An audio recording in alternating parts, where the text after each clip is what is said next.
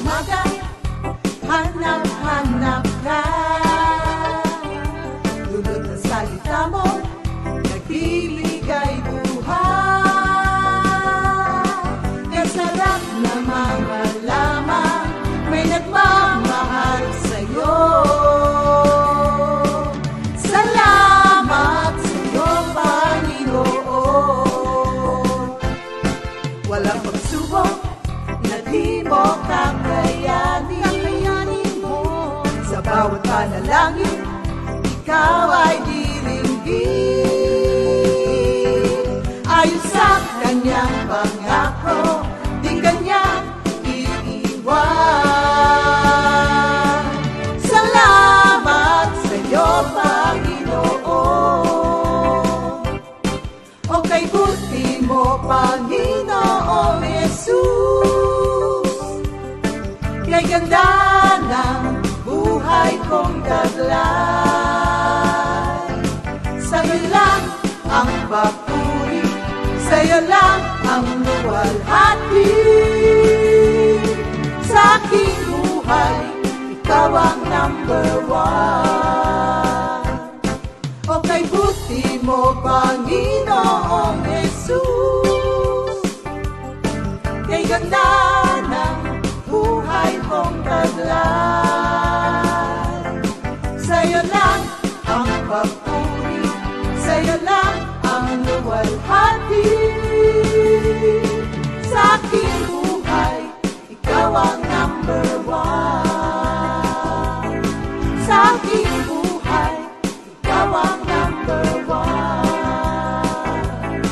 Sa aking buhay, ikaw ang number one. Gising sa umaga, hanap-hanap ka. Dulot ng salita mo, nagbibigay buhay. Kaya sarap namang malaman, may nagmamahal sa'yo. Salamat sa'yo, Panginoon. Walang pagsubok na di mo kakayanin mo. Sa bawat panalangin, ikaw ay diringgin. Ayon sa kanyang pangako, di kanyang iiwan. Salamat sa'yo, Panginoon. O kay buti mo, Panginoong Jesus. Kay ganda ng buhay kong taglay. Sa'yo lang ang papuri, sa'yo lang ang luwalhati. Sa aking buhay, ikaw ang number one. O kay buti mo, Panginoong Jesus. Kay ganda ng buhay kong taglay. Sa'yo lang ang papuri.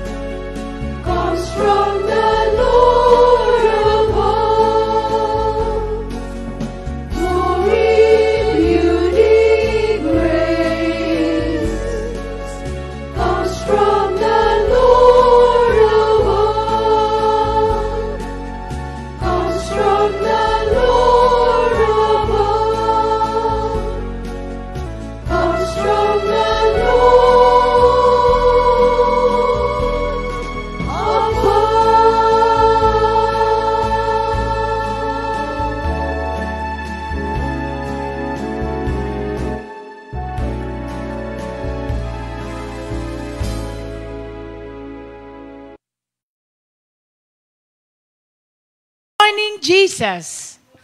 Ang ating mga seniors, ayan, glory, beauty, and grace comes from the Lord above. Thank you, Lord.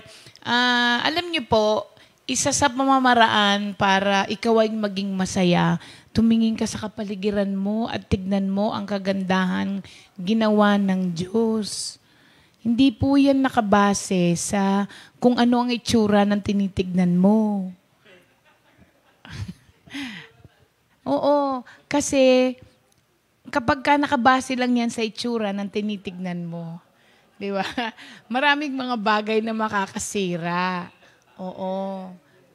Huwag kang magbase doon. Magbase ka sa, look up daw, sabi ni Pastor, para makita mo ang kagandahan na ginawa ng Diyos.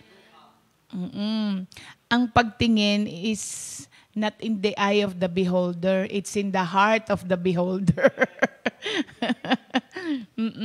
Thank you, Lord. Sige po, mananalangin tayo. Panginoon, maraming salamat po. Araw-araw, punong-puno po ng pasasalamat ang aming puso dahil po sa kabaitan at kagandahang loob niyo po sa amin. Thank you, Lord, at lumipas ang maghapon kahapon na maayos po ang lahat, pati ang pakiramdam. Maraming salamat po dahil pati ang mga may sakit, nag-i-improve ang kanilang mga karamdaman, ang kanilang mga health, ang kanilang joy, lalong-lalo na, Lord, sa sitwasyon po nila. Ito ang nagbibigay ng comfort sa kanila. Maraming salamat po, Lord. Maski sa mga maliliit na bagay na ginagawa mo po sa buhay namin, nakikita namin ang pagkilos mo. At sapat na po yun, Lord, para mahirap man ang sitwasyon namin, may dahilan pa rin kami para magpasalamat sa iyo, Lord.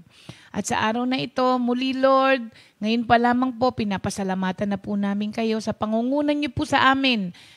Sa araw na ito, lalong-lalo na po dun sa lesson na aming pag-uusapan. Alam ko, Lord, ikaw ang mangungusap po sa amin.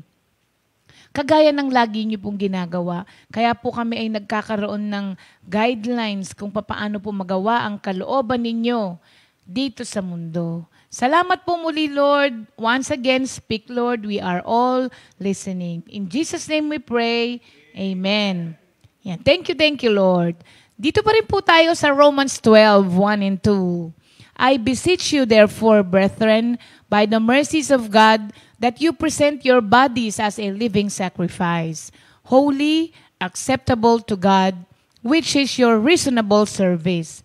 And do not be conformed to this world, but be transformed by the renewing of your mind, that you may prove what is that good and acceptable and perfect will of God. Thank you, Lord. Kahapon, inumpisahan na po natin, ito ang usapan natin tungkol sa discernment. At maraming salamat po dun sa mga kapatiran natin na nagme-message po palagi. Tungkol doon sa mga natututunan po nila. Alam niyo po, sa totoo lang, sabay-sabay po tayong natututo. Kaya nga po, di ba na kung napapansin po ninyo, pag merong lesson, ini-example ko sarili ko. Kasi unang-una nga po akong natututo. Hindi naman po porke kami ay nagtuturo ng salita ng Diyos, hindi na po kami nakakagawa ng mga hindi tama. Lahat po tayo, araw-araw, merong binabago ang Diyos sa atin. At ano po kasi ito it is a process na hanggang ngayon, even as workers, are into that process. Yun nga po ang kagandahan ng pag-aaral ng salita ng Diyos. Pagka ikaw ang nag-aral nun, unang-una kang nililinis ng Diyos. Kaya thank you, Lord, din po talaga sa pag-aaral na ito. At tuwang-tuwa po ako dito sa discernment. Kasi alam nyo, meron po akong kitang na meaning niya na ang dali-dali niyang maintindihan. Discernment, sabi rito, describes a wise way of judging between things or a particularly perceptive way of seeing things. Dito na ako, wise way of judging between things. Kasi napakahalaga po nito. Araw-araw po, nahaharap tayo sa maraming choices na merong kinalaman kung ano ang magiging resulta ng maghapon mo. Araw-araw po yun. At ang gagawa po nun at pipili ay ikaw, hindi yung ibang tao para sa'yo. Ikaw po. Kaya kailangan na matutunan po natin ito. Kasi sabi niya, it is a wise way of judging between things. Now, when you make a choice, kailangan maging wise ka sa pagpili kung ano ang gagawin mo sa maghapon na yon. Natuwa po ako dito sa meaning na ito kasi yung discernment kasi, we can all be discerning mga kapatid, especially as Christians na araw-araw, babad ka sa salita ng Diyos. Ang sabi nga natin kahapon, may 3 pamamaraan kung bakit. Ask, hingin mo. Pangalawa, work at it. Spend in God's Word para ma-develop ito. And then, i-practice mo. Sabi nung iba, di ba sabi natin, practice makes perfect. But nobody's perfect daw, so why practice? So, i-discern mo kung kanino galing yung saying na yan. Sa beauty queen ba? Kanino ba galing yung saying na yon? So, yun yung wise way of judging between things. I-discern mo kung tama ba yung mga sinasabi na ganun. Ipagpapatuloy po natin ngayon. Dito po kasi, sa Romans 12 na ito, dinala po tayo ni San Pablo. Actually, it is a pivotal point. Pivotal, yung ikot. Dito yung turning point. Ganon, mga kapatid. This is the turning point of from knowing the truth to living the truth. Ito yung pivotal point nito. Kasi marami namang may alam eh. Ang dami ngang kung mag-quote ng scripture, ibang klase. Pero hanggat hindi ito na-apply sa buhay mo, hindi mo pa rin po yun masasabi na you are living with discernment, with wisdom, and with understanding. Kasi hindi mo pa siya na-experience. Oo, intellectual assent lang ang tawag doon, mga kapatid. Alam mo lang, nasa kaisipan mo lang. Pero hanggat hindi mo ito napapractice, hindi po yun masasabing karunungan sa pamumuhay. Ito po ang discernment na sinasabi ni Paul dito. He took us from the truth of the gospel to the living of the gospel. So, that's what discernment is really all about, mga kapatid. Keeping the truth and the doctrine of the word before us at sinasabi mo, this is how I need to live this life para maging act of worship siya kay Lord. So hanggat ang buhay mo ay hindi alinsunod sa salita ng Diyos, even if you offer it to God, it will not be acceptable. Kasi hindi po siya act of worship. Imagine, pwede ka palang walang sinasabi, pero nagwo-worship ka sa pamamagitan ng iyong mga aksyon or pamumuhay. So, a living sacrifice that is lived according to the Word of God is an act of worship. Ang galing hindi ka pa kumakanta, nagwo-worship ka na sa Panginoon kapag ang pamumuhay mo ay merong karunungan. So, how do you make sure na ang buhay mo ay with discernment? At dito na po nga natin pag-uusapan ang requirement of discernment. Actually, yung iba rito na-discuss na natin nung una. Pero unang-una po, discernment requires resistance. Okay? Discernment requires resistance. Anong ibig sabihin nito? Yung mas naunang mga verses na binasa natin, do not conform to this age or do not think as the world thinks. Ito po kasing present age natin is trying to shape us, mga kapatid. Hinuhubog po tayo ng ating henerasyon into something na wala sa salita ng Diyos. Ang problema, do you know or do you recognize when this system or this age is trying to shape you? Yun ang minsan problema. Hindi natin nare-recognize when this system is trying to shape us. Sample, mga kapatid, yung media, di ba? Sinishape ka niyan into something Kailangan maging matalino ka sa pagtetest or pagpo-prove ng mga bagay.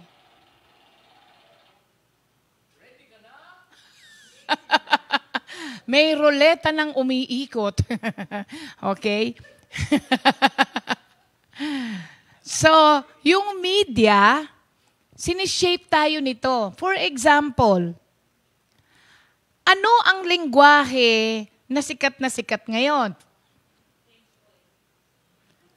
Nababasa ko yung change oil na yan. Ano bang ibig sabihin ng change oil?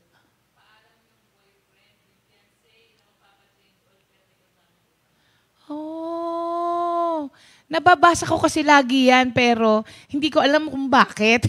Sabi nga nila, naging trending daw yung change oil. Ha?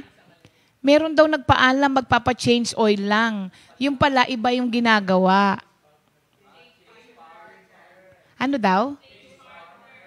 Change partner. Kaya daw bawal lang magpa-change oil ang mga lalaki. You see, mga kapatid, you have to recognize when the world is shaping you into something else or someone else. Kasi po, ang sistema ng mundo ay taliwas sa sistema ng kaharian ng Diyos. May mga Kristiyano ngayon na kung magsalita ay mong lengguwahe ng mga taga-mundo. Diba? Merong maraming mga Christians, hindi naman po sinasabi ko na ang OA ko, Kasi minsan, nasasabi mo rin yung mga bagay na yun. Walay. Yung mga ganon. Kaninong lengguwahe yan, diba? Ano ba yung, sabi? Yung mga ganon, diba? Oo, ganern. Carry bells, yan, yung mga ganyan. Lengguwahe ng mundo Lengguwahe ng mundo. Tapos, minsan, Christians ang gumagamit din ito. Diba? We are all guilty of this. In, one way or another, nasasabi rin natin ito. So, ang sinasabi po rito, let us recognize. I-recognize natin kung sinishape ka nito into something else or someone else. Kailangan i-discern mo, mga kapatid. I-resist mo yon. For example din, dito na lang tayo sa pandemic. Ang media, alam niyo po ba na nag-stop kami ni pastor ng panonood ng news gabi-gabi? Kasi alam niyo po, matatakot ka kapag nanood ka ng news. Sabi ni pastor, pag nanonood kami, wala bang good news? Lagi na lang bang bad news? Kasi matatakot ka So, kailangan i-resist mo yung sistema na hinaharap sa'yo ng mundo para magkaroon ka nitong discernment. Otherwise, susunod ka na lang sa agos, mga kapatid. Tignan niyo po, yung fear na dinudulot ng mga napapanood po natin at naririnig natin ngayon, ibang klase. Samantalang kung titingin ka lang sa katotohanan sa mundo, maingat ka, hindi ka maingat, nagkaka-COVID ka. Takot ka, hindi ka takot, may posibilidad na magka-COVID ka. Ang dami nating nakikita na kung mag-alcohol, sobra. Diba? Actually, kausap ka, ini-sprayan ka ng alcohol. Tapos, di ba, kapag ka makikipag-usap from afar, sasabihin, dito lang ako, hindi mo mababa ng sasakyan. Pero nagka-COVID. Meron namang mga tao na takot sila, kaya sobrang ingat nila. Yung fear nila, ina-isolate na nila yung sarili nila from others, pero nagkaka-COVID. Ang discernment, papasok ngayon yon. It is the wise choice, no, of living your life. Kasi kung maingat ka rin naman at hindi ka maingat, may posibilidad na magka-COVID ka. Kung ikaw ay matalinong tao, pipiliin ko na yung hindi na ako natatakot. Di ba? Kasi parehas lang eh. Takot. Yes. So, hindi ko sinasabing huwag kayong mag-ingat. Ang sinasabi ko lang po, piliin nyo yung wise choice kung saan ka doon. Kasi tingnan mo, kung takot na takot ka, stressed out ka na, may posibilidad ka pa rin naman palang ma-COVID. Bakit hindi ka na lang dun sa hindi natatakot dahil nagtitiwala ka sa Diyos, pero nag-iingat ka, di ba, na may posibilidad ka rin magkaroon. Like dito sa atin, sa Comfy, nagkaroon din naman tayo kahit na tayo yung mga workers, hindi ba? So, piliin mo kung saan yung pinaka-wise choice na pwede kang mabuhay. And yung resistance na sinasabi ko na to, pag hindi ka umayon dun sa mundo, will bring rejection on your part. But it doesn't matter. It's your choice kung sino ang gusto mong i-please. Ang Diyos ba na pwedeng gawin ang lahat ng bagay sa'yo? O ang tao na may limitasyon din? Piliin mo kung sino yung gusto mong i-please. Kasi kapag ka pinili mong i-please ang Diyos, i-reject ka ng mundo. Yun po talaga yun. And it's up to you kung sino ang mas matimbang sa'yo na dapat mong i-please sa buhay mo. Ikaw din po ang mamimili. But if you are wise, and if you want to live with discernment, susundin ko na kung ano ang pinagagawa ng Diyos sa akin. Kasi po, discernment dies when we allow this age to shape our thinking. Discernment dies. Kasi pag sinyape ka ng thinking ng mundo, malilito ka na kung alin ang tama at totoo. Kasi ang daming pamamaraan para i-twist yung katotohanan. Kaya po, choosing to please God is choosing to reject and resist the world. But if you do, you will grow in this, yung discernment na pinag-uusapan natin. So, discernment requires resistance. Pangalawa, discernment requires renewal. Bukod dun sa renewing of the mind na pagbabago, ang sinasabi ko po ditong renewal ay continuation. Like for example, may kontrata tayong dalawa. Kung gusto mo pang magpatuloy ang ating relasyon, i-renew mo yung kontratang pinirmahan mo between us. Yun ang sinasabi ko po rito, that discernment requires renewal. Renewal po saan? A continual reclaiming of the truth of God's Word. Hindi po sapat na narinig mo ang salita ng Diyos once at natapos doon. Hindi po sapat na nagandahan ka doon sa salita ng Diyos at natouch ka. Ang sinasabi ko po ritong renewal, i-claim mo yung God's Word na yon and let it renew your mind. Another meaning ng renewal na pinag-uusapan natin dito. So renewal, continuation, ipagpatuloy mo. Araw-araw, gawin mo. Araw-araw, i-practice mo.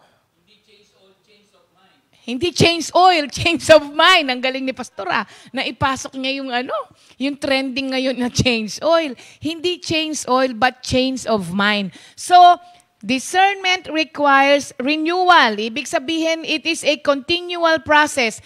Every day, the world will offer you things na mamimili ka. Pag pinili mo siya, malalayo ka sa Panginoon. Pag nireject mo siya, i-reject ka rin ng mundo. Araw-araw yan, mga kapatid. Pero kung I pray na na-touch ka sa Word of God, natuwa ka at natutunan mo siya, wag lamang tumigil ka doon. Every day, i-apply mo po siya. Like for example, itong pinag-uusapan nating discernment na ito. Di ba? Itong pinag-uusapan nating discernment na to. Narinig natin siya. Nagandahan tayo. Ang sabi natin, salamat sa pagtutuwid. Alam niyo po ba na yung pagkatuwa nyo yan ay hindi po matatapos yan dyan? Kinabukasan, meron na namang i-offer. May sitwasyon na naman na darating sa iyo, napipiliin mo na naman. Sometimes, paulit-ulit lang yung sitwasyon na hinaharap sa atin ng mundo, iniiba lang niya ang pamamaraan, pero minsan nadadaya pa rin tayo. Kaya nga, everyday yun. Continual process po ito. Kaya, discernment requires renewal. So, we need to regularly reclaim the truth of God. Nagkasala ka, halimbawa, nag-struggle ka sa sin, i-confront mo yung sarili mo with the truth that you can live in victory because of what God has done for you. Remind yourself. Tapos halimbawa, nakagawa ka ng kasalanan, kinokondemn ka, i-remind mo yung sarili mo that there is no more condemnation sa mga na kay Kristo. Lalong-lalo na, pagka nagkasala ka, ang sabi, 1 John 1:9, ano mo lang, hingi mo lang ng tawad. Hindi ba? Mag-repent ka lang doon at patatawarin ka ng Diyos. So, everyday, i-reclaim mo yung kalagayan ng puso mo bago nagawa yung lahat ng mga yun sa'yo para hindi ka mawala. Kasi talaga pong ililigaw ka. So, it requires renewal. Renewal, yung pagpapatuloy ng kontrata. Third, discernment requires action. Action, mga kapatid. Ano tong action na to? Yung pagtetest natin, yung pagpuprove natin ng mga bagay-bagay. True discernment requires action that is based on accurate theology. Accurate theology, mga kapatid, ha? True discernment requires action that is based on accurate theology. Ano kung ibig sabihin po nito? The only way to grow in discernment po is to act on what God has made clear and what we already know based from His Word. Doon ka lamang, huwag kang lumihis doon, mga kapatid. Kasi inilahad na lahat ng Diyos sa atin kung ano ang tama. Nandito lahat sa salita ng Diyos. So, dapat lahat ng aksyon mo, lahat ng sasabihin mo, lahat ng gagawin mo, i-base mo doon sa inilahad na ng Diyos sa'yo at kung ano yung ginawa na niya para sa'yo. Huwag ka nang tumingin doon sa mga iba-iba pang pwede mong pagkuhanan ng paraan ng pamumuhay. Inilahad na lahat ng Diyos sa salita niya. Ang hirap po kasi sa atin, pag hindi natin magawa kung ano yung inilahad na ng Diyos na tamang pamamaraan ng pamumuhay, nagpo-formulate tayo ng sarili nating mga pamamaraan kung paano gawin at sabihin ang mga bagay-bagay na naglilid sa atin ng confusion. Kasi ikaw mismo, nililito mo yung sarili mo dahil ayaw mong sundin kung ano yung inilahad na ng Diyos. Kung ano lang ang yung magsusut sa sarili mo, yun lamang ang sinusunod natin. Kaya ang nangyayari, tayo rin ang naglilito sa sarili natin. Pag sinabi ng Diyos dito na magpatawad ka, huwag mong bigyan ng dahilan. Na sobra kasi yung ginawa sa akin yan. Ang sabi lang naman, magpatawad ka, wala namang sinabi. Pag magaang ang ginawa sa'yo, patawarin mo. Pag mabigat, wag mo. Wala pong ganun. Ang simple-simple lang ng sinabi ng Diyos. Kaya lang, hindi natin siya kasi magawa. O ayaw kasi natin siyang gawin. Kaya ang mangyayari, gagawa tayo ng ibang formula na merong justification at rationalization. Para man kahit papano, masunod yung konting gusto natin. Doon tayo nagkakaproblema. So, discernment requires action. And discernment grows, mga kapatid, as we act on and obey what God has shown us. Pinakita na ng Diyos. Hindi lang niya sinabi, mga kapatid, ipinakita pa sa atin, iminuestra ng Diyos. Ipinamuhay ng Diyos kung papaano ang dapat din nating gawin.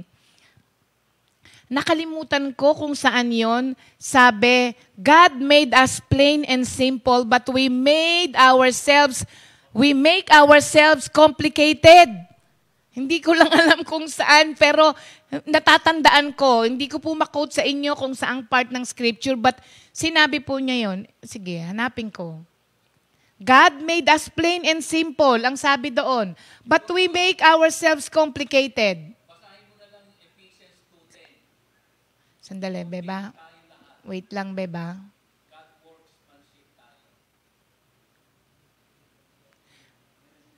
Meron ito oo. Scripture. Ecclesiastes 7:29. See? Sabi ko sa inyo Yan ang problema ko. Sabi ko sa inyo, meron Hindi ko alam kung saan. Ecclesiastes 7:29. God made us plain and simple, but we made ourselves very complicated. Kaya siya nagiging complicated, ayaw nating sundin yung sinasabi ng salita ng Diyos na plain and simple. Dahil hindi siya magsusut dun sa gusto natin. Sige, basahin natin. Ephesians 2:10. Ephesians 2 verse 10.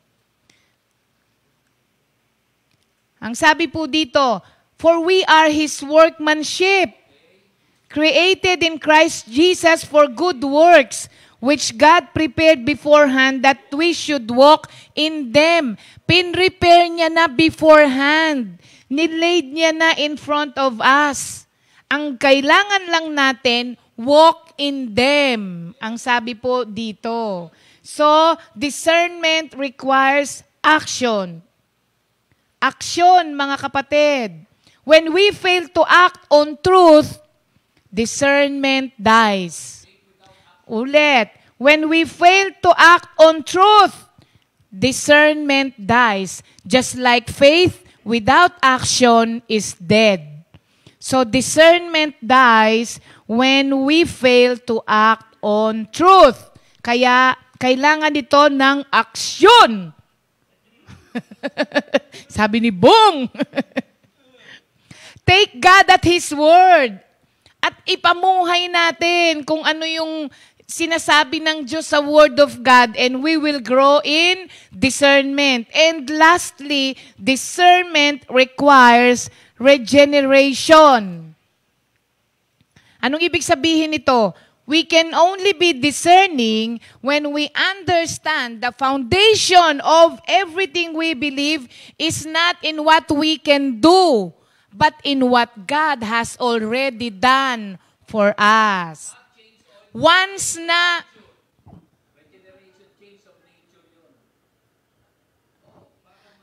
Nawawala ako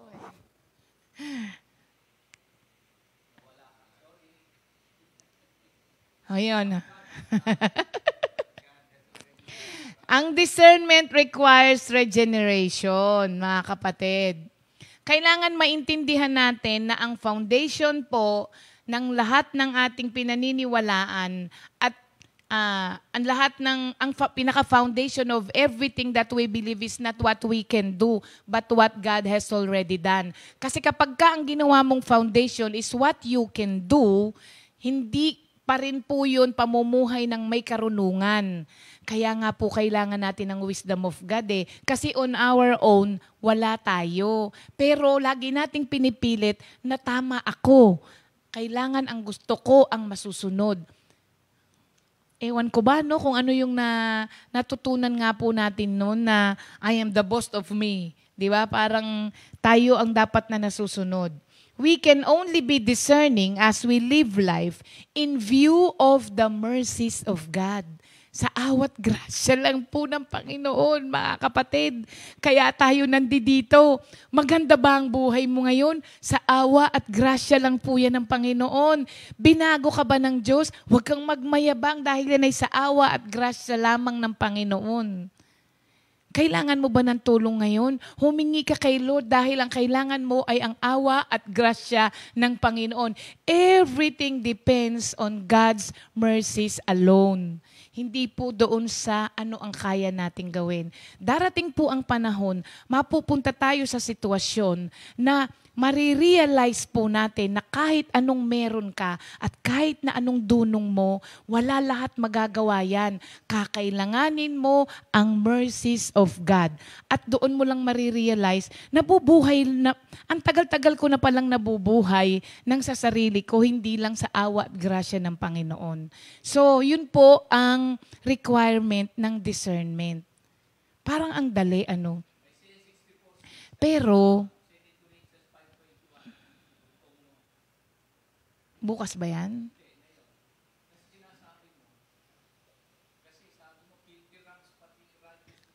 Oo. So, mga kapatid, tignan po natin yung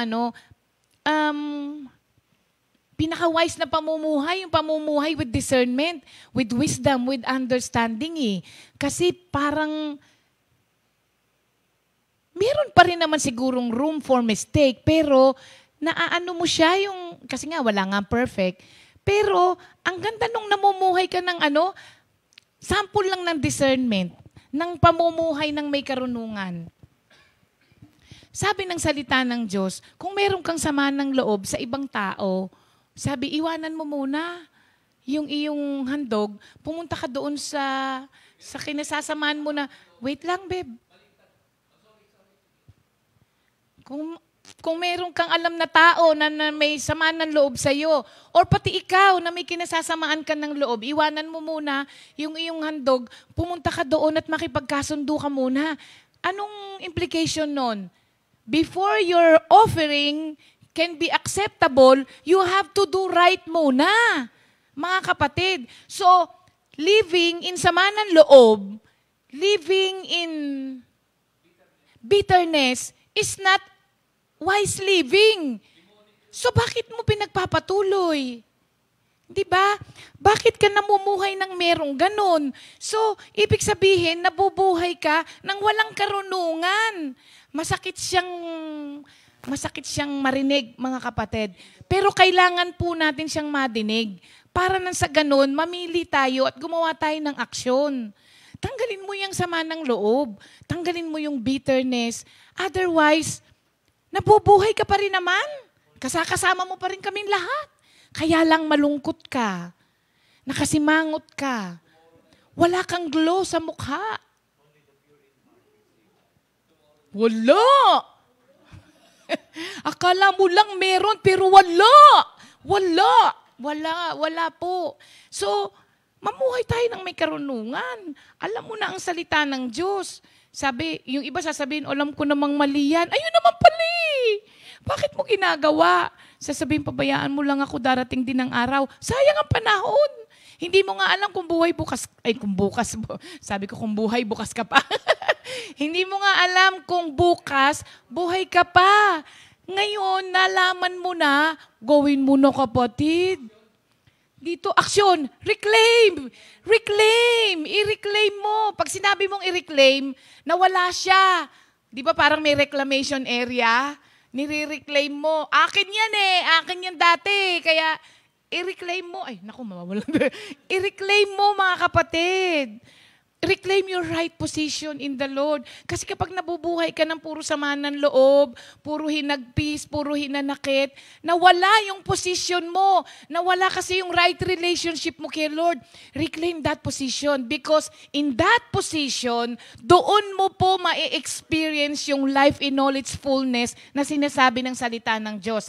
Outside of that, I doubt kung yon ay may experience mo ba. Pero it's up to you. It's your choice.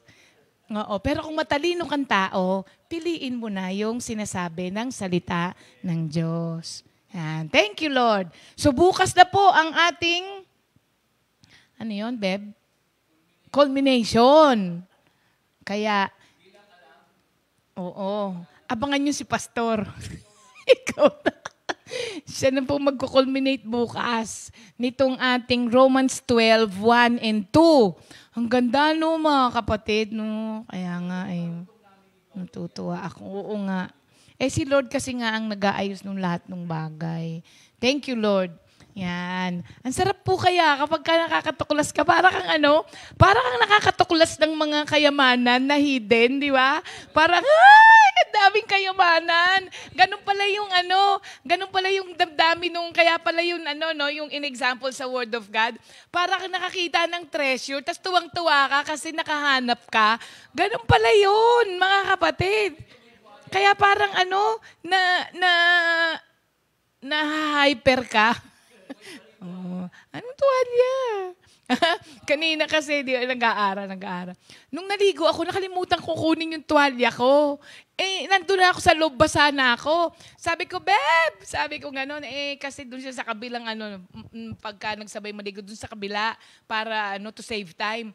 Alam niyo, sasabihin ko pa lang, pagbukas ko ng gano'n, nakasabit na pala yung towel ko. Sabi ko, uy, ang lakas ng discernment. Kasi naliligo na ako, pagdaan niyang ganun papunta doon sa kabilang banyo, nakita niya yung towel ko nakasampay sa labas.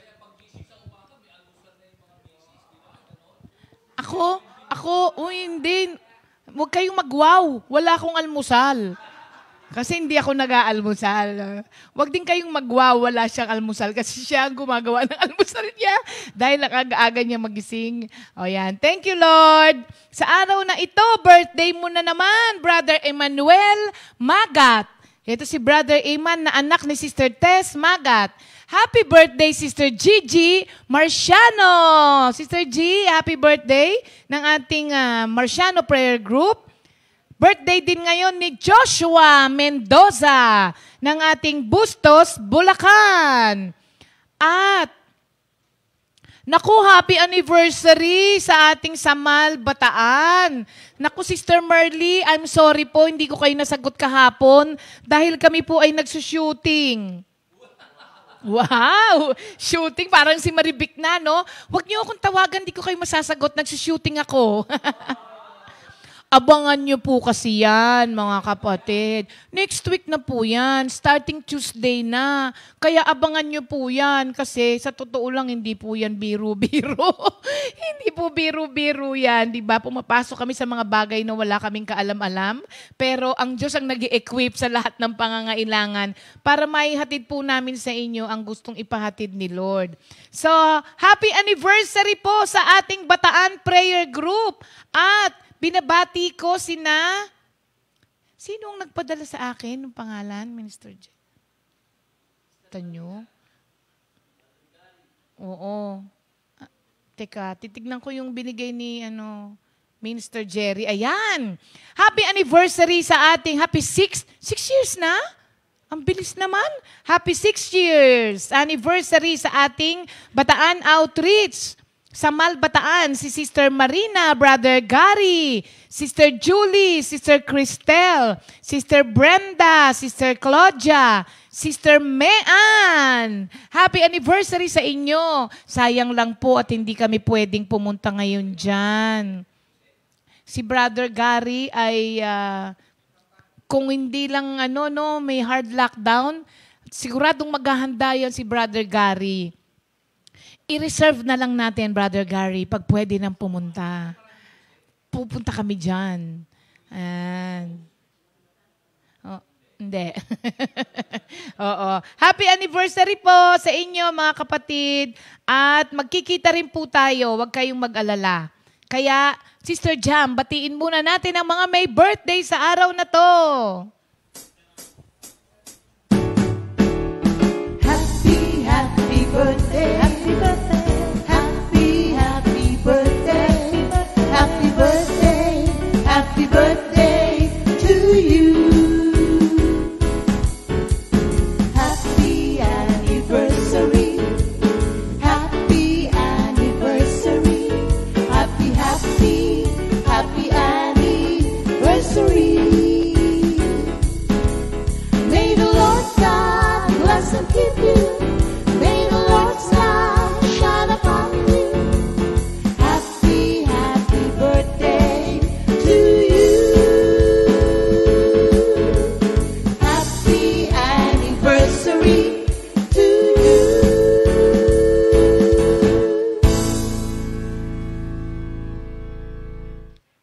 Happy birthday and happy anniversary, mga kapatid. Dako na tayo ngayon sa ating memory verse of the week. Psalm 56 verse 3.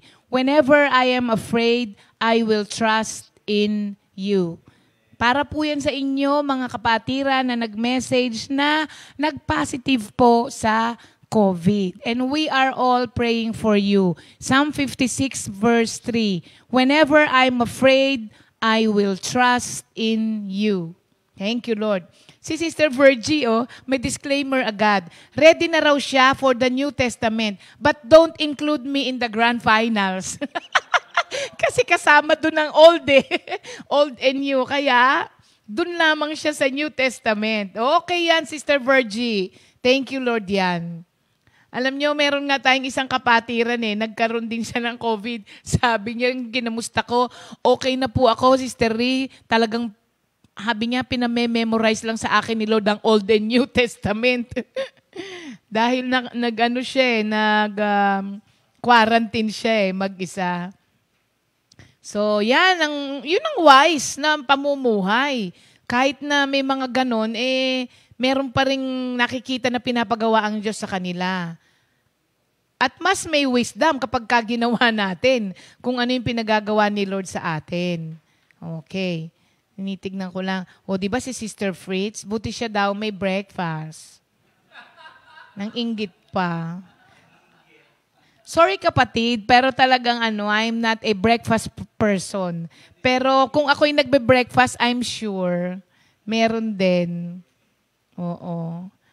Actually, ginagawa naman niya ako. Talagang hindi po ako nagbe-breakfast. Ayan. O, marami na rin naman ng mga nag-game na. Sige. Sa Sunday, eto na yung ating, iba yung grand finals po natin, nabobotohan po ninyo sa Monday. Tama? Sa Monday kasi yung announcement At mga kapatid, tignan nyo, ayan o, may pinick up kahapon si Minister Andy. May nagbigay sa atin ng papremyo. Oo, kaya marami tayong Oo, sige, pakita natin.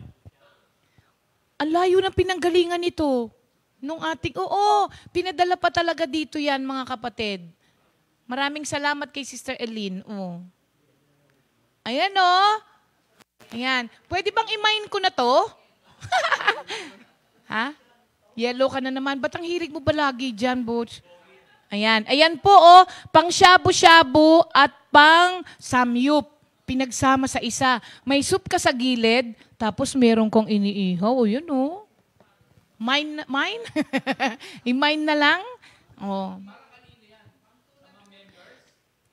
Siguro yung isa, ibigay natin sa member.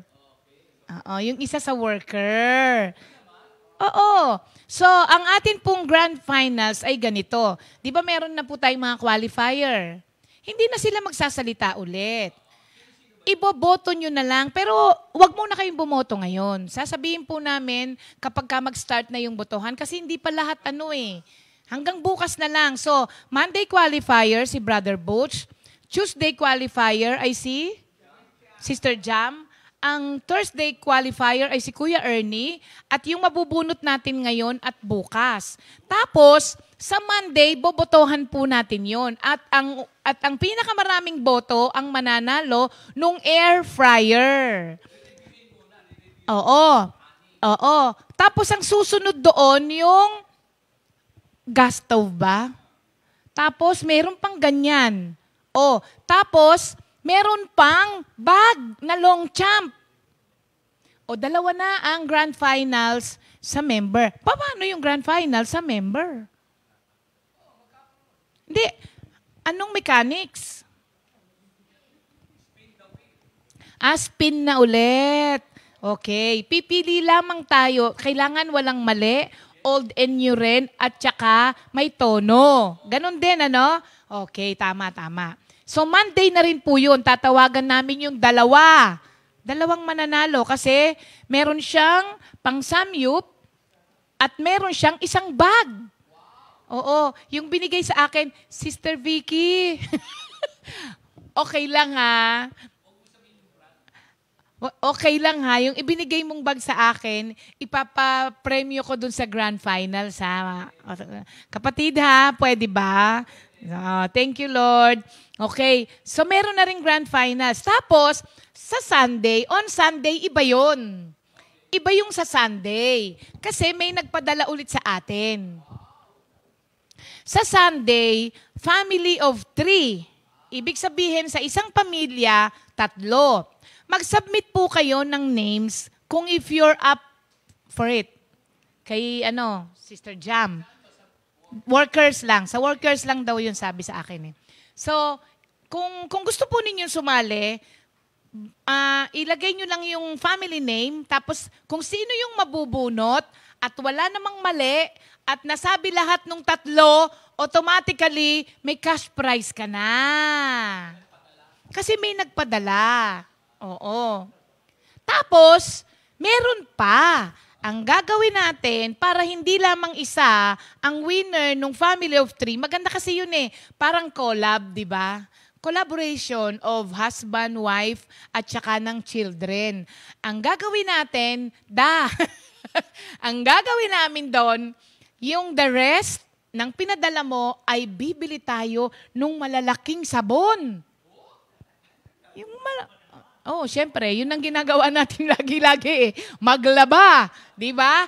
Ibibili natin ng malaking sabon para hindi lang isang pamilya ang may manalo. Pero yung cash, isa lang yun. Yun na talaga yun.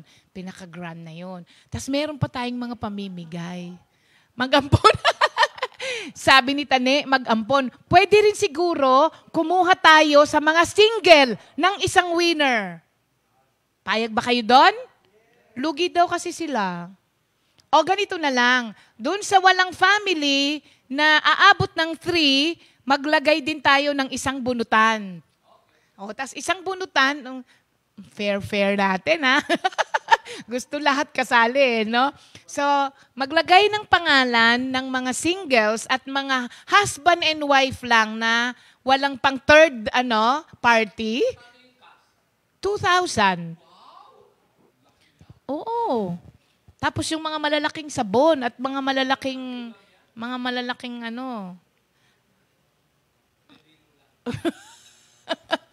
yan, yun ang gagawin natin. Okay. Tawagin na natin ngayon ang ating qualifier for, anong araw ngayon? Friday! Friday qualifier!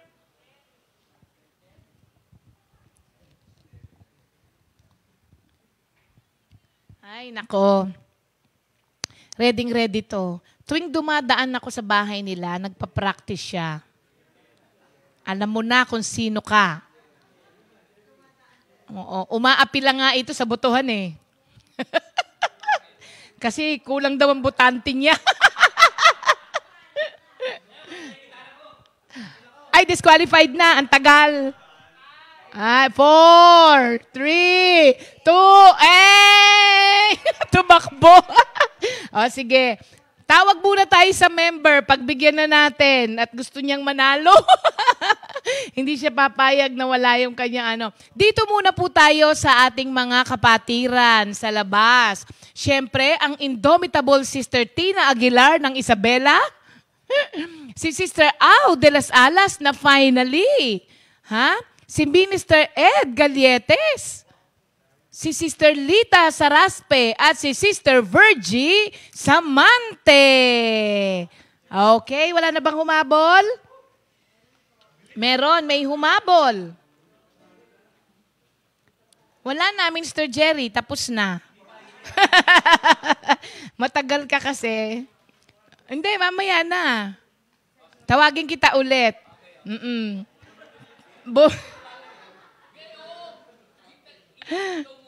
Hello po, Ninang Linda. Si Ninang Linda Lavilla ay nasa Amerika na. Oo. Kaya hello po, Ninang Linda. Napapanood kita. Okay. Sino pa ang nadagdag? Ay, ang isa pang indomitable persistent, Sister Glo Garcia. Game na. Ready na daw sila.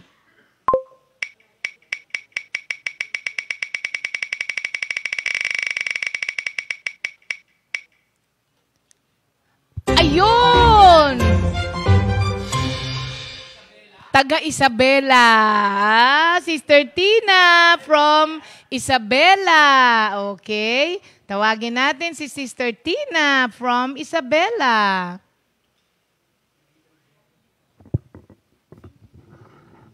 Ay, sorry, Tina, hinahanap ko. Hindi nga pala Tina ang kanyang ano.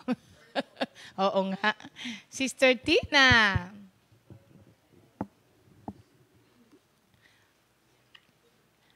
Hi, good morning, Sister Tina. Ay, hello po sa inyong lahat dyan. Mga kapatiran natin from Isabela. Bati naman kayo, Sister Tina. Hey, hello po. Thank you, Lord. Mag-share lang po ako, pwede? Sige, sige, Kasi sige. ako natutuwa po ako kasi, di ba kamamatay po ng tita ko. Tapos, yung isang pinsan ko po nag-positive. Nag-positive po siya sa COVID. Okay. Pero, ang pinagpapasalamat ko po talaga kay Lord, ano po ako, close contact ako. Tapos, yung nag-bless po dun sa tita ko nung living, positive COVID na matay. Oh. Tapos ako pa rin yung close contact. Oho. Pero yun nga po yung sinasabi niyo kanina si Sria na, hindi po talaga ako nag-worry. Amen. Talagang kay Lord lang po. Okay. Wala naman po ako nararamdaman. Bahala na si Lord. Kasi po, sabi nga po nila magpa-swab. Pero nag-home quarantine po ako. Naka-home quarantine po kami ngayon.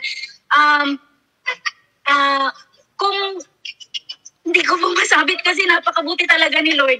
Dahil yung pinsan ko po, nung itinakbo ko po dun sa hospital, talaga ako po yung close contact niya. Sinamahan ko po siya dun from morning hanggang 12 midnight nung February 12. At ayun po, thank you Lord at okay na po siya. Hindi na po siya naka-oxygen. Hindi na rin po siya nahihirapan huminga. Inaantay na lang po matapos yung quarantine niya para makalabas na po siya. Kilala niyo po yun, yung pinsan ko po, di ba tatlo po kami kumakanta, yung pong isa, si Frances. Siya po yung nag-positive. Pero okay na siya, Sister Teens. Okay na.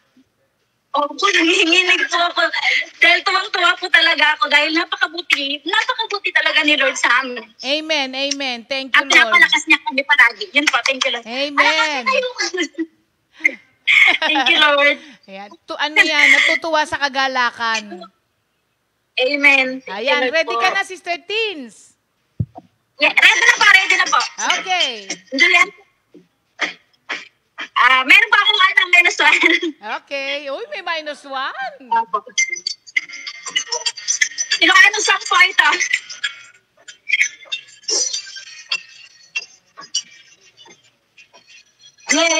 Exodus, Leviticus, Numbers, Deuteronomy, Joshua, Judges, Ruth, First and Second Samuel, First and Second Kings, First Chronicles, Second Chronicles, S1 Nehemiah, Esther, Job, Psalms, Proverbs, Ecclesiastes, Song of Solomon, Isaiah, Jeremiah, Lamentation, Ezekiel, Daniel, Isaiah, Joel, Amos, Obadiah, Jonah, Micah, Nahum, Zephaniah, Haggai, Zechariah, Malachi, Matthew, Mark, Luke, John, Acts, Romans, First and Second Corinthians, Galatians, Ephesians, Philippians, Colossians,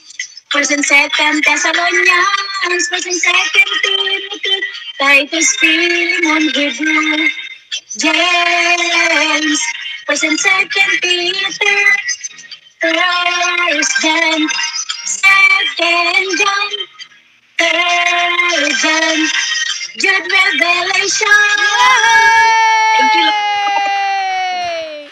Ang galing naman! Finally, may nagpamulinawin. Congratulations, Sister Teens! At minsan pa napatunayan mo na ang Diyos ay more than the vaccine.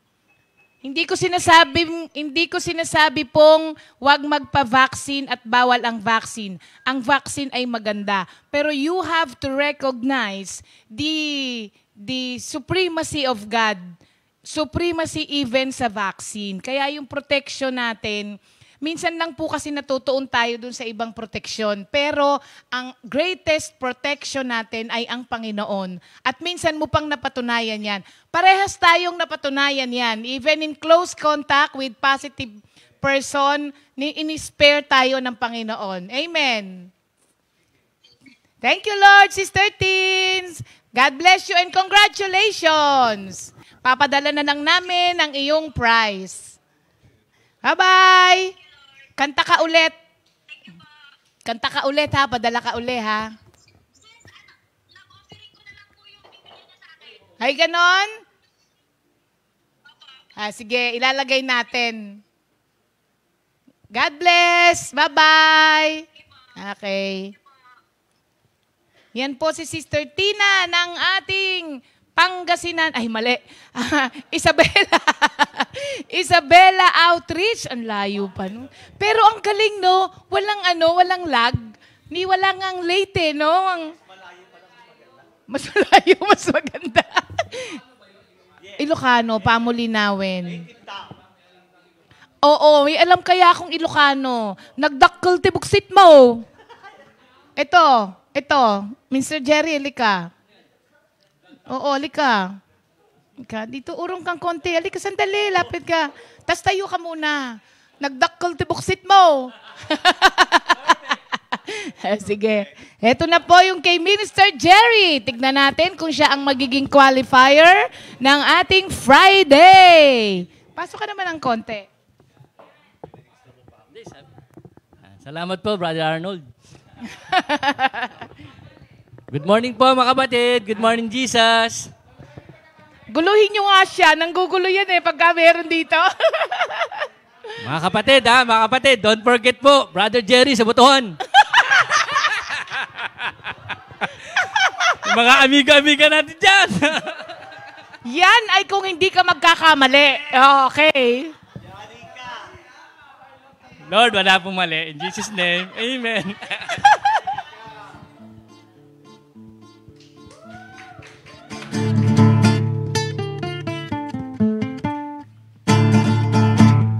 Genesis, Exodus, Leviticus, Numbers, Deuteronomy, Joshua, Judges, Ruth, 1st and 2nd Samuel, 1st and 2nd Kings, 1st and 2nd Chronicles,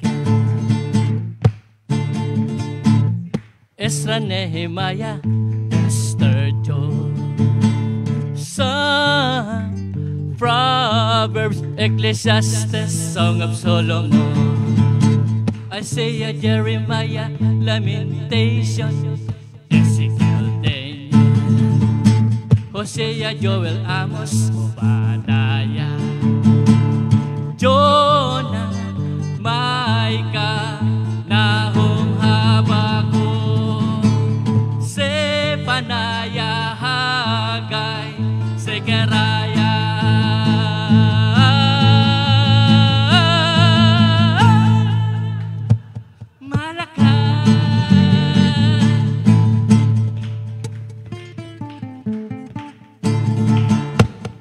Matthew, Mark, Luke, and John, Acts, Romans, 1st and 2nd Corinthians, Galatians, Ephesians, Philippians, Colossians,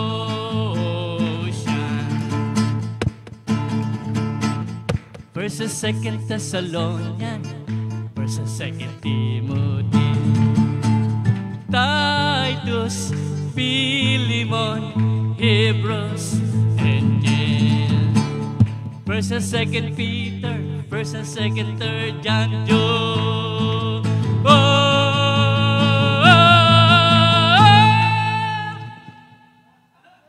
Revelation. Boto niyo po, Brother Jerry. Thank you, Lord.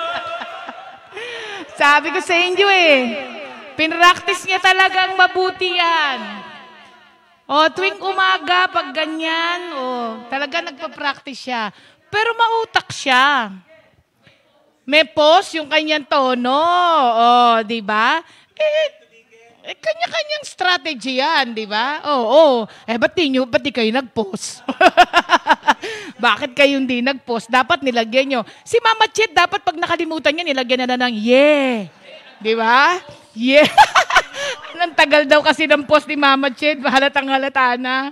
O yan, ang ating qualifier ng Friday ay si Mr. Jerry. Oo, ano yan? Ite-text kayo niyan, naghahanap ng botante yan. Ayan po. So meron na tayo, isa na lang bukas, after tomorrow, sasabihin namin sa inyo kapag you can now start voting, mga kapatid. Di ba? Naliligayahan tayo and at the same time, di ba, nagkakaroon tayo ng yung benefit natin doon, yung na-memorize natin. Oo, at the same time, natututo tayong lahat. Thank you, Lord. Okay, dako na ngayon tayo sa ating new song of the week. Yung pa rin yun, si Minister Jerry pa rin. Siguro kaya pinili niya tong linggo na to, no? Pinilit niya na siya yung new song ngayon linggo kasi nangangampanya ka lang. Wise nga. Ayun ang may discernment.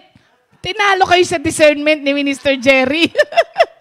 Kaya ang new song po natin by Minister Jerry, How I Love Your Law. At antabayanan niyo po yung ating susunod na lesson.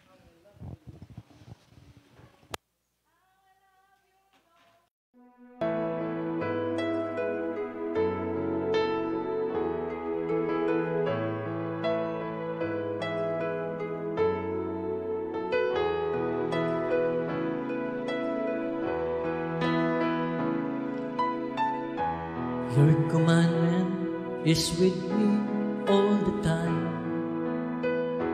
and make me wiser than my enemies. I understand more than all my teachers because I meditate your instructions.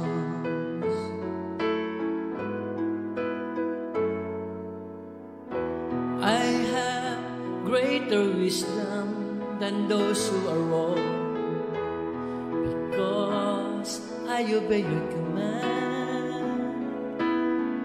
I have avoided all evil conduct because I want to obey your word. I think about all day long, how I love your Lord, how I love your Lord, how I love your Lord, how I love your Lord, how I love your Lord.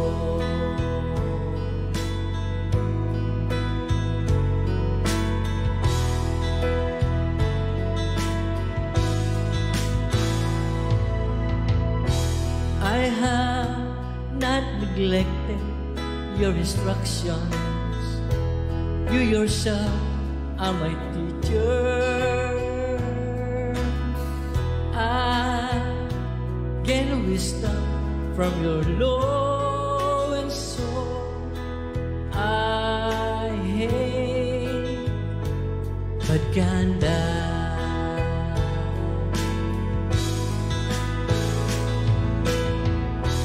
How sweet the taste of your instructions, sweeter even than honey.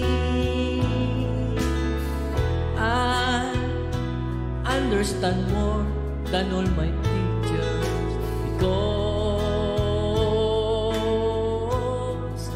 I want to obey your word.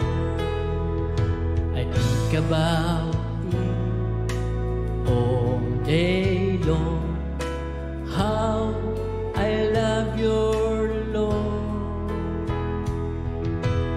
how I love your Lord, how I love your Lord, how I love your Lord, how I love your Lord.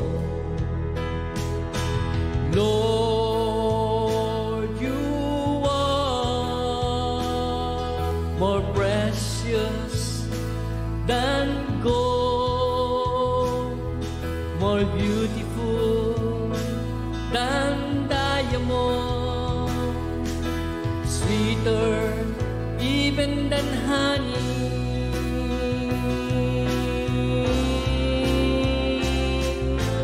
How I love your Lord, how I love your Lord, how I love your Lord, how I love your Lord, how I love your Lord, how I love your Lord, how I love your Lord, how I love your Lord.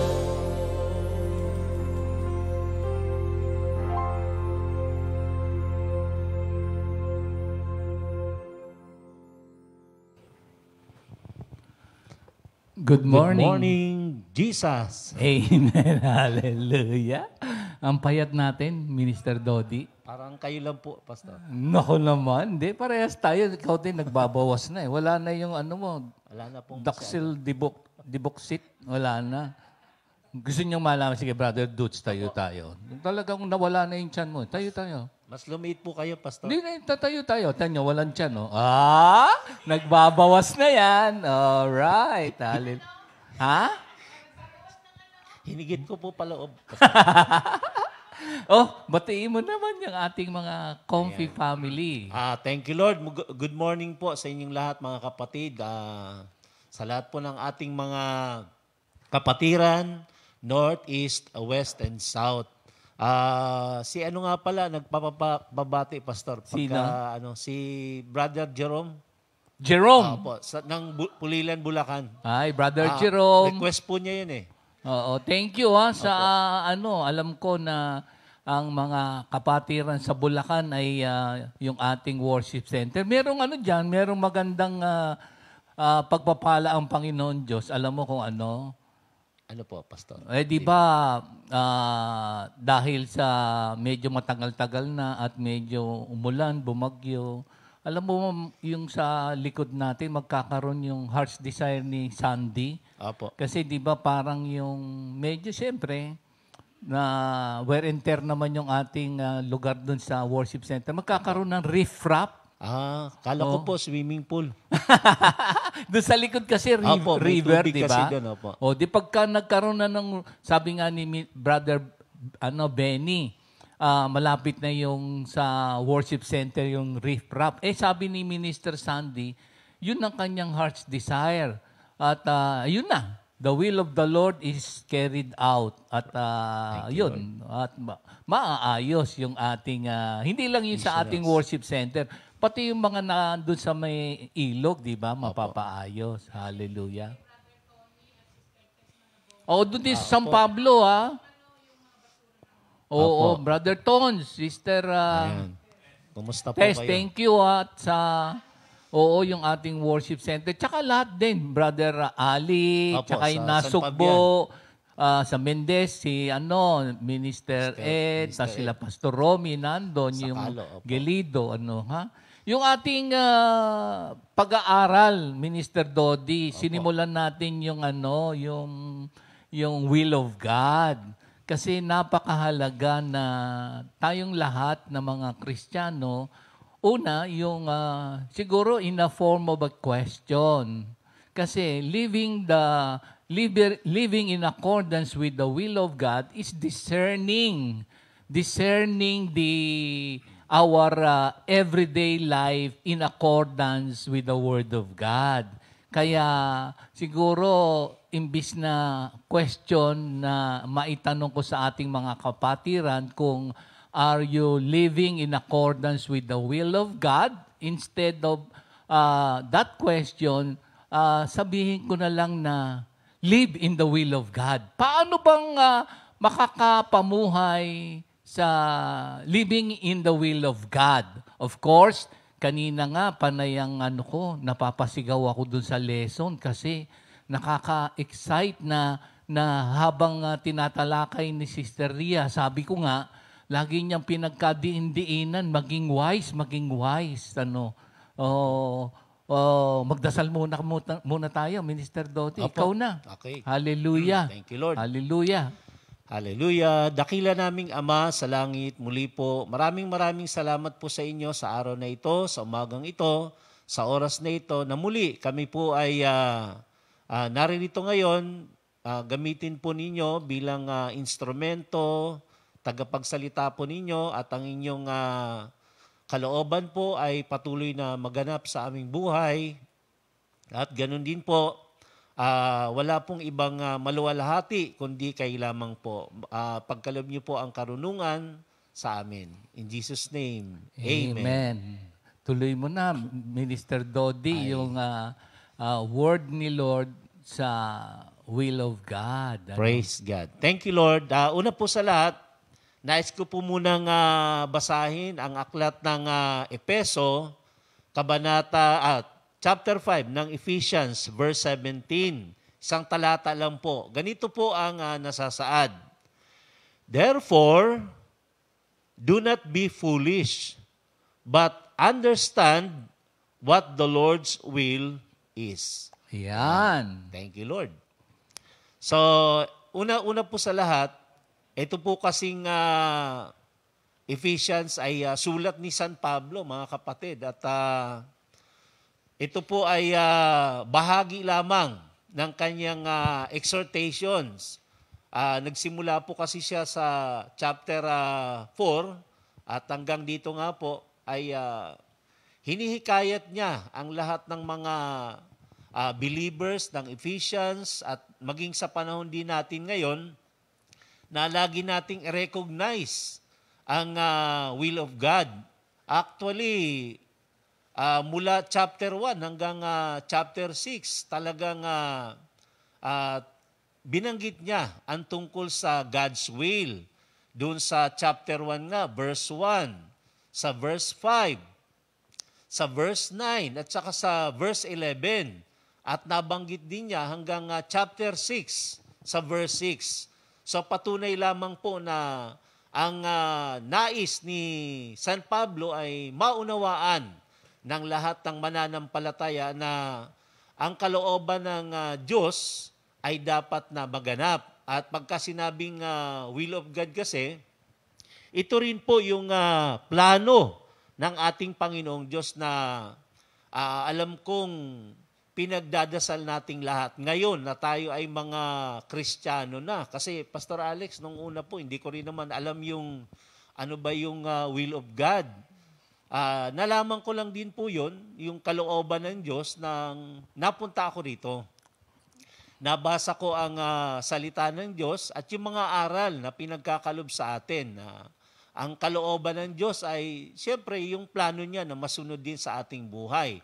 Bagamat tayo po ay nagdadasal kung ano yung naisin ng puso natin, pero lagi nating isinasaalang-alang yung kalooban ng Diyos ang dapat na maganap sa ating buhay. Kaya binigyan ko lang po ng konting intro yung sulat na ito ni San Pablo kasi sabi po dun sa pamagat, mamuhay kayo bilang mga taong naliwanagan. Kaya very harsh yung verse 5 kung babasahin sa Tagalog. Kaya nga hindi ko binasa sa Tagalog. Pero sabi ni Sister Ria kanina, kailangan marinig nyo eh. Diba? Kailangan marinig natin. Bagamat minsan masakit pakinggan, pero kailangan marinig natin. Kasi sabi, mga hangal. Ayan, nagulat. Nawala po kasi yung Nawala po tayo, Pastor Alex. Ilang segundo lang. Nawala? Nawala po. Nung sinabi ko, mga hangal, biglang lumabas po. Ayun po nangyari. So, Teka muna. Ay, Gulat hindi, po teka kung muna. nawala tayo, Hindi, Pastor Alex. and sa Bible kasi, Opo. yung sa English, sabi doon, yung wag foolish. Apo. Sa Tagalog, hangal. Meron pong ibang version, yung ibang salita, yung unwise. O yun. So, kailangan na live as wise people na who understand the will of God. Meron palang mga unwise. Opo. Yun nga yung foolish. So, dalawa ang sinasabihan dito. Pero, tayo yung mga wise. Amen. Meron tayong discernment at meron tayong wisdom na regalo ng banal na Espiritu Santo, kaya nalalaman natin ang will of God because it is the written word of God, and by God's grace, yung tulong ng banal na Espiritu Santo para ipaunawa sa atin ang salita ng Diyos, at nandyan yung grasya niya para maipamuhay, hindi ba? Opo. Tinignan ko sa pagkakasulat yung understand sa Greek. Sa Greek ay S-U-N-I-E-M-I. Suniemi. Ang ibig sabihin niyan, mga kapatid, to grasp, to perceive, see with the mind, and comprehend. So, para ikaw ay maging wise na tao, kailangan you understand the will of God, which is the written word of God, at kailangan nating maipamuhay sa awat grasya at tulong ng banal na Espiritu Santo. Di ba, Minister Opo. Dodi? Oo. Kaya nga po ang sabi doon ito yung nais ng Diyos na tayo ay makasunod sa kanyang panuntunan at gawin po natin kung ano ang tama. Nauna pong sinabi yung Romans 12 na atin pong pinag-aaralan po ngayon na kailangan na ma-demonstrate natin kung ano po yung mabuti, ano yung ganap, at kung ano yung nakalulugod sa ating Panginoon. Kanina si Sister Ria paulit-ulit yung tungkol sa present day. Opo. Kaya tayo kailangan mamuhay ng merong understanding. Doon sa verse 16, gusto mong basahin? Opo, sa verse 16 ng Ephesians sa chapter 5, mga kapatid. Sa wikang Tagalog po, ganito po ang mababasa natin. Sapagkat masama ang takbo ng daigdig, samantalahin ninyo ang bawat pagkakataon na kayo'y makagawa ng mabuti. Ayun. So sabi kasi ni Sister Ria, yung panahon natin ngayon ay evil days. Kaya tinuturuan tayo ng salita ng Diyos na mamuhay tayo ng merong wisdom, hindi ba? Opo. Amen. Hallelujah. Kaya po, Pastor Alex, yung pag sinabing will of God, actually, hindi na nga po ito hidden kasi na-reveal na po sa pamamagitan ng salita ng Diyos. Kasi pwedeng tinatanong pa rin ng iba ngayon, ano ba talaga ang kalooban ng Diyos? Parang katulad ko po nung araw, hindi ko nga po alam. Kaya salamat sa Diyos kasi hindi ito hidden. Ito ay na-reveal na sa pamamagitan ng salita ng Diyos. Kaya alam na po natin ngayon. Oh, sabi nga ni Sister Ria kanina, yung standards o standard ng mundo, sineshape yung mga tao.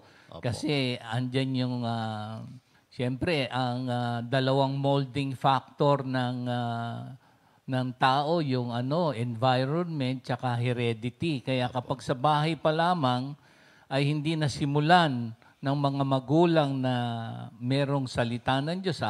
Awit 127 nga na Opo. the center of our home, the center of our work ay dapat yung inception of the Word of God. Kaya paglabas naman, andyan yung environment, andyan yung school, andyan nga yung sabi ni Sister Ria, yung media. Ang sabi ko nga, ang dami naman mabubuting balita. Kasi pagka nanood ka ng news, ang pinapatronize na napapansin ko ng mga tao, sa news lagi ang bumebenta yung sex and violence. Parang yun ang nakikita ko na doon nagkikater lagi. Merong pinatay, may sinaksak, may ganito, merong na-rape. So puro pag tinignan mo, parang ang mababalitaan mo. Although na nagkakaroon tayo sa current events on what is happening in the world, but Christians, although we are in this world, but we are not of this world. Kaya nga itong gospel na ating inihahayag, we must, sabi nga dun sa John 8:31-32 na yung knowledge of the Word of God, ito yung, if you are really my disciples, you will know the truth and the truth will set you free. Opo. Kaya kahit na dinidefine ng mundo ang truth, doon pa rin tayo sa objective truth, which is the Word of God. That should be our guiding principles and discerned by the Spirit and empowered by the Spirit for us to obey the will of God. Diba, Minister Dodi? Opo. Kaya kailangan po talaga alamin yung Word of God. Ayan, ha? Tsaka kailangan din maging sensitive tayo doon sa leadership of the Holy Spirit. Naalala mo ba yan? Yung sabi doon, be filled with the Holy... Tuloy mo, Minister, Sa chapter 5 po. Hanggang 18. Yung Sa 18 po, no? ganito naman po ang mababasa natin. Huwag kayong maglalasing, sapagkat nakasisira yan ng maayos na pamumuhay. Sa halip ay sikapin ninyong mapuspos kayo ng Espiritu Santo. Ayun, Minister Dodi, yun ang isa sa pamamaraan, knowledge of the Word of God, living in accordance with the will of God, the truths of the Word of God, which is objective, not circumstantial or situational, which is defined by the world, but it must be objective, which is the Word of God, that is truth, and we should live by it. And of course, being sensitive with the leadership of the Holy Spirit, meaning to say, be filled with the Holy Spirit. Opo. Yan, Amen. ha? Sa Amen. Galatians chapter 5 po. Pakibasa mo Yung nga. tayo po ay pangunahan, patnubayan ng banal na Espiritu Santo. Basahin ko po dito sa aklat po ng Galatia, Kabanata 5, dito po sa talatang, tinan po natin, sa 22. Ito na po yung bunga. Subalit ang bunga ng Espiritu ay ang pag-ibig, kagalakan, kapayapaan, kabaitan, kabutihan at katapatan. Meron pa pong isang talata na nagsasabi na tayo po ay mamuhay ayon sa patnubay ng banal na Espiritu Santo, sapagkat ito po ay yung sinasabing helper. Yun po yung tumutulong sa atin para magawa natin ang kalooban ng Diyos. Amen. Sa John, John 14:26, Opo, 14:26. Alam mo, Minister Dodi, meron diyang binanggit na pamumuhay sa mundo. At parang, ang sabi kasi doon, do not be drunk with wine, but instead be filled with the Holy Spirit. Basahin ko sandali, Minister Dodi. Opo, Pastor. Do not get drunk on wine, which leads to debauchery. Alam niyo ba yung salitang debauchery later on, ha? Instead, be filled with the Holy Spirit. O instead, be filled with the Spirit. Ang mga tayo, by God's grace, we have accepted our Lord Jesus Christ. Nagkaroon tayo nung sinasabi kaninang regeneration, change of nature, hindi change oil. Nagkaroon din tayo ng justification, change of our standing. At nagkaroon din tayo ng adoption, change of position. And now, we have a changed lives. Ang changed lives ay may discernment at ang buhay niya is led by the Holy Spirit at ang kanyang pamumuhay ay biblically based. Ngayon dito, merong babala, yung drunkenness. Alam mo ba na bakit parang bagang napakabigat nitong parang do not get drunk with wine, which leads to debauchery. Alam mo, Minister, ang ginagawa ng drunkenness sa mga tao, una, dangerous sa sarili mo yun. Diba? Kasi temple tayo ng Holy Spirit. Nung araw ba na malakas ka bang uminom? Eksakto lang po, Pastor. Tamang pagka nalasing makulit din po. Ang drunkenness dito ay huwag gagawin. Itakwil kasi leads to debauchery. Ano ba yung debauchery? Okay, ganito. Ang debauchery ay indulgence sa sensual pleasure. Debauchery, tignan nyo to ha. Di ba pagka nalasing ka, sinisira mo yung atay mo. Maraming sisirain sa katawan mo. Pagka ikaw ay umiinom ng alak, wawasakin yung Ito, templo ng Holy Spirit. Hindi lang yon.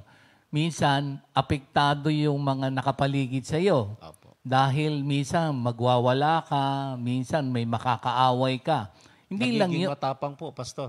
Nagiging matapang. Gusto makipag-away. Pwede. So, oo. Kaya dito, pamumuhay ito sa unwise living ito. At yung sensual indulgence sa sensual pleasure, kasi pagka nagiinuman na, makikita mo, di ba, sa mga kumikutitap na mga ilaw, o andun na lahat ng mga mangyayaring kasamaan. Kasi ang tawag doon sa binasa mo, yung works of the flesh, Apo. nagkakaroon tuloy ng wild party. At dyan na nabubunga yung tinatawag na indulgence sa sensual pleasure, paglasing na. Kaya ang daming nahuhuli ng demonyo sa inuman.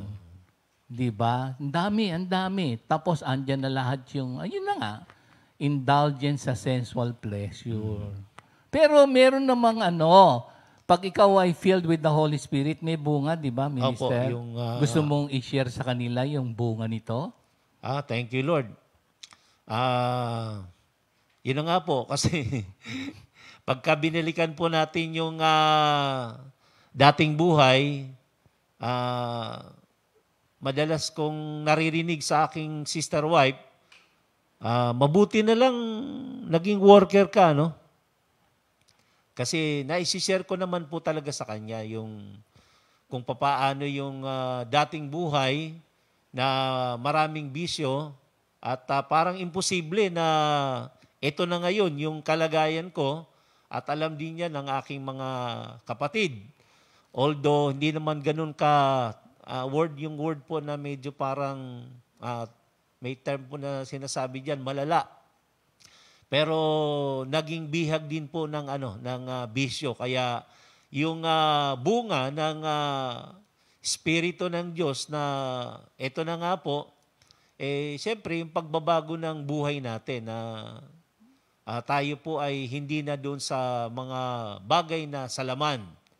Ngayon po ay nasa paglakad tayo sa pamumuhay ng Espiritu ng Diyos po. Amen. Ang tawag dyan nga ay yung regeneration. Opo. Ito yung metanoeo, yung sa Romans 12 na halos isang linggo na nating pinag-uusapan. Pero dalawang bagay ang mahalaga dito sa renewing of the mind. Kasi metanoia o metanoeo, ibig sabihin niyan yung meta, change, or after. So, pag sinabing renewing of your mind, you have repented dun sa old life and you serve the Lord. Ayun. So, ilang degrees yun ang sinasabi natin na magte-turn about ka. 180 degrees po, Pastor. 180 ba yan? Opo. Oo. Kung dati-rati, ang buhay natin ay nandun sa kadiliman, ngayon tayo namumuhay na sa liwanag. Opo. At meron akong nakitang 3 traits dito na being filled with the Holy Spirit. Gusto mong ituloy? Opo. Itong sa Chapter 18 5 hanggang 20 na ba yan? Sige. Sige 3 po. traits to eh. Yan. Sa Ephesians 5 verse 18 po, no, sa Tagalog po, huwag kayong maglalasing sapagkat nakakasira yan ng maayos na pamumuhay. Sa halip ay sikapin ninyong mapuspos kayo ng Espiritu Santo. Sa verse 19, sama-samang ipahayag ang inyong damdamin sa pamamagitan ng mga salmo, mga imno at mga awiting espiritual.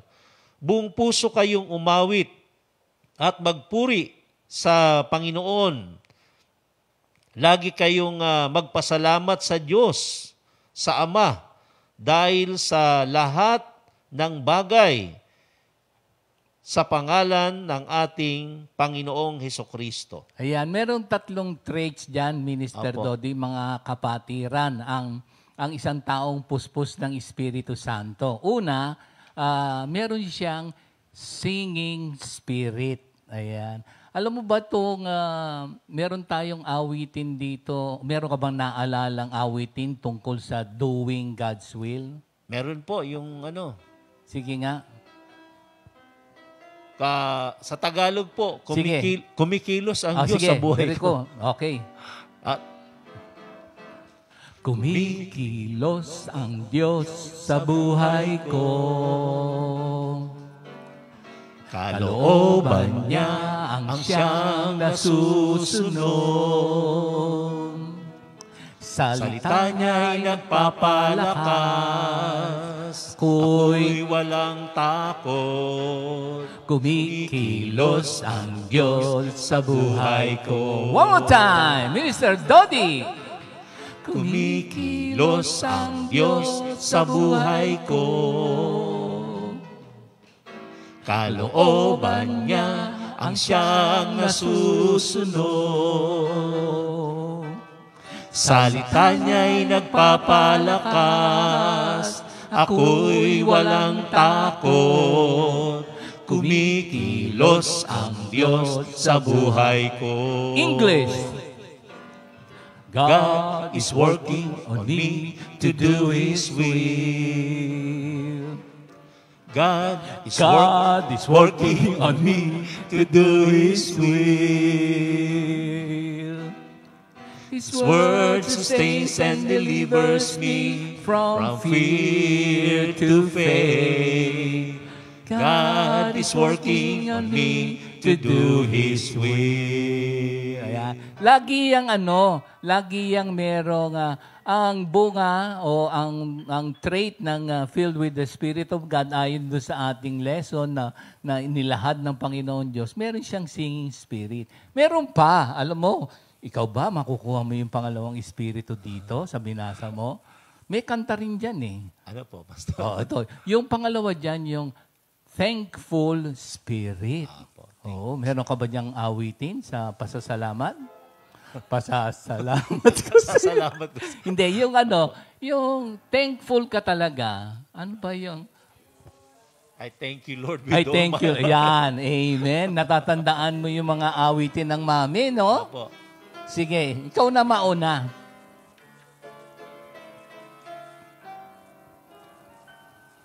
I thank you, Lord, with all my heart and soul.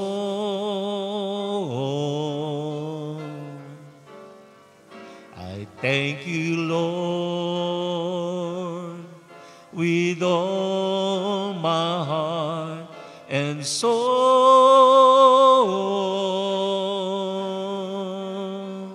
I thank you, Lord. I thank you, Lord. I thank you, Lord.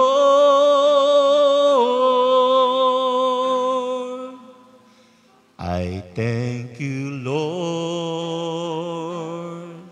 with all my heart and soul. Ay, thank you, Lord. Parang nasolo ko po, Pastor. Hindi, parang si Michael. Ano po? Michael, ano po? Hindi, kasi si Minister Dodi, wala siyang kumpiyansa, pero yung boses niya, yung quality, kakaiba eh. Ngayon, pag pinaulit ko, out of tune na yan, mako-conscious. Po, nagkakamali po si Minister Arnold kasi. Amen. Kasi yung inawit mo kanina, alam mo, pag ni-review mo ito, kasi yun yung nasa puso mo na talagang nagpapasalamat ka kay Lord, di ba? Yung pinaka-latest na gusto mong ipagpasalamat kay Lord. Kasi if you are filled with the Spirit and the leadership of the Holy Spirit in your life, meron kang singing spirit at punong-puno ka ng pasasalamat sa Diyos. Ano yung gustong-gusto mong ilahad sa lahat ng tao ngayon na ipagpapasalamat mo kay Lord? Maraming dapat ipagpasalamat talaga, Pastor Alex. Pero sabi niyo nga po, yung pinaka-latest, doon pa rin po naman talaga sa kalusugan. Amen. Kasi thank you Lord, kasi ito na nga po yung aking katawan. Nung nagkasakit ako, talagang pumayat din po nga ako, pero nararamdaman ko po ngayon, gumagana uli ako sa pagkain. Kaya medyo lumaki uli ako. Pero yun nga, lagi ko rin pong sinasabi sa kanila, sa aking pamilya, matuwa kayo kapag ka normal yung kilos ko, yung hindi ako nahihilo, hindi ako, yung para bang, kasi madalas pagka ganun po yung aking pakiramdam, maski si Sister Venus ay nag-aalala rin, nakikita ko sa kanila, pati yung mga bata. Kaya salamat sa Diyos dahil maski nga yung paglalaro ng linggo, ako'y nabibiro nila. Napapansin po, bakit pag linggo mas malakas kaya parang wala ka namang nararamdaman. Sabi ko, baka yun nga nagpapalakas sa akin yung makapaglaro. Thank you Lord kasi inobserbahan ko rin naman po kasi sabi ko sa kanila, bakit ko pipilitin kung masama pakiramdam ko? Ibig sabihin, kung makapaglaro man ako, okay yung pakiramdam ko. Pero kung hindi po, siyempre hinto din po ako. Amen. Okay. So sabi nga lagi natin na health is wealth. So, temple tayo ng Holy Spirit. Huwag natin lagyan ng kung ano-anong substance na which is detrimental to our body. Kailangan be filled with the Holy Spirit. At yan naman ay sa ating continuous obedience to Christ. At by God's grace kasi, we love the law. We love to obey the law, not for anything else. Kasi there are times na maraming motivation in obeying the will of God. Pero the only motivation that should prevail is you love. Kasi minsan, you obey because you will receive something. Sometimes you obey because you have done so many things, so on and so forth. No.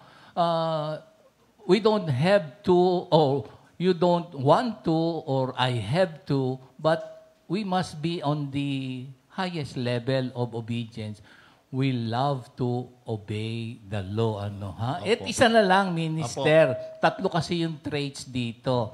Yung pangatlo is submissive and respectful spirit. Yan ang kailangan ng mga regenerated believers. If you are born of the Spirit. Kasi there are times na sa akala mo lang, pero deep inside your heart and in your mind ay merong iba naman, then God is a knower ng ating buong pagkatao. So, be submissive and respectful sa anumang kinapapalooban nating ministry. By God's grace, meron tayong kanya-kanyang Christian community sa ating workplace, sa ating bahay. So, di ba sabi nga sa Ephesians 5:21 na yung mutual respect sa bawat isa in accordance sa ating Panginoon Diyos, and be respectful, mga kapatid. There are times na nangyayari rin sa mga Christian community na mas maraming criticism, mas marami dissension, envy, divisiveness, selfishness. Tayong mga Lord, di ba, si Lord nga naparito to seek and save the lost. So, tayo rin, yun din. No? So, walang sarili by God's grace. Amen, Minister Dodi. Opo, amen. Pastor. Hallelujah. Mga kapatid, glory to God. We will see you tomorrow. Okay, let us pray. Thank you, Lord. Hallelujah. Be led by the Spirit. Be obedient to the will of God, which is written in His, the revelation of God, which is the Word of God. And let us imitate our Lord Jesus Christ, an example for all of us as Christian.